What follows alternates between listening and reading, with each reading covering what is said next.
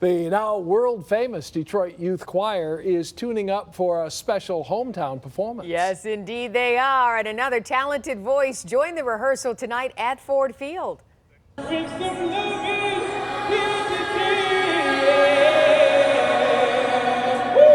How about that? That is Lions wide receiver and former American Idol contestant Marvin Jones Jr. He was thrilled to sing with the runners-up on America's Got Talent tonight. The choir is getting ready for a Lions halftime show. This has been a tremendous, great opportunity for our organization. We never sung here on this field at Ford Field, Detroit, and it's just an amazing opportunity. Detroit Youth Choir will perform at Ford Field when the Lions take on the Giants on October 27th. Next at 11, dirty dining. 15 health code violations in Hazel Park. Hazardous food and expired items. The 3 hot spots where no one got a perfect score on our restaurant report card. Sweet thief. An armed gunman holding up a pharmacy kisses an elderly customer on the forehead. What he whispered to her seconds before he took off. Superhero save with seconds to spare. The officer who rescued an unconscious man from his car right before a train hit. We have much more coming up on Action News at 11. Your 7 Night team will be right back. Thank you for watching 7 Action News, Emmy Award winner for overall excellence and news excellence. A Utah state trooper put his own life at risk in a daring rescue caught on dash cam. He responded to a call about a car stopped on the train tracks. Then he spotted a driver slumped inside with a speeding train coming right for him.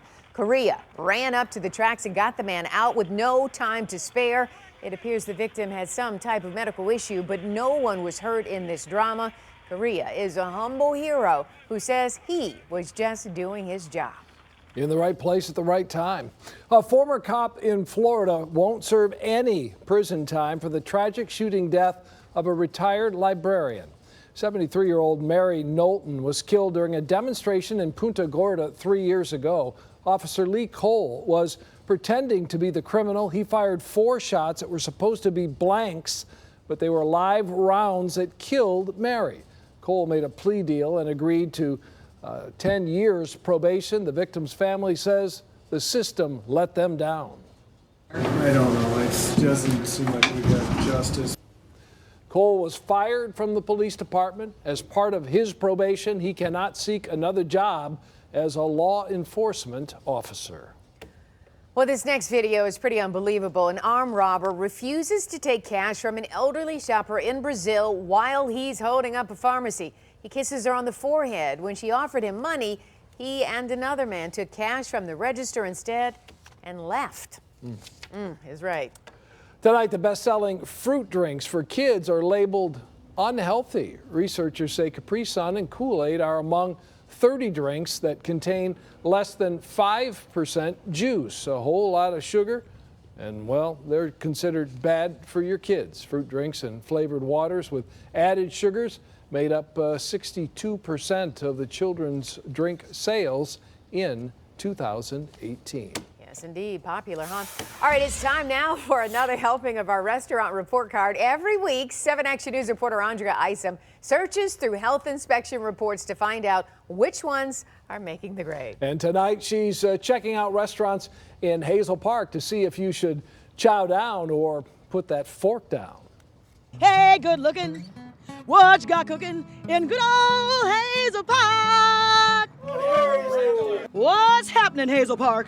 Well, you've been coined the friendly city, and I came across more than a couple of reasons why. Love you. Love you too. Are you ready to roll? Let's go. Who doesn't like a classic when it comes to a Coney? Classic Coney Island is under new ownership. How do I know? Joe, one of the regulars, told me so. The food is really good. The service is really good. The people are really good. What if they had some violations when the health inspector came by? Things happen. They got it straightened out. I mean, if you were to talk to the owner, he'd tell you. And the marvelous manager, Melissa, will too. When you work here, you want to be able to take pride in where you work. There were 6 priority violations that popped up, like raw ground beef patties stored directly next to ready-to-eat ham, turkey, pickles, red onions, and Swiss cheese. Plus, potentially hazardous foods in walk-in cooler held at wrong temperatures. He came and told us what we need to get done, give us enough time to take care of it, you know, and we got it done. Indeed, they did. You're on your way, girl. Thank you. Boom. Yeah. Welcome to Kebab and More. Clearly there's food galore. When you say kebab and more, what's the more? It's more extra. Extra what? Everything. The inspector stopped in to make sure things were running smooth and saw 5 priority violations, such as raw fish stored next to and above ready-to-eat foods inside the reach-in cooler. However, in the end, Everything fixed very well. Perfect. We rate this pretty high, I think. 1 to 10? Definitely a 9. Digging the food, the service. you darn tootin', and I am too. Boom.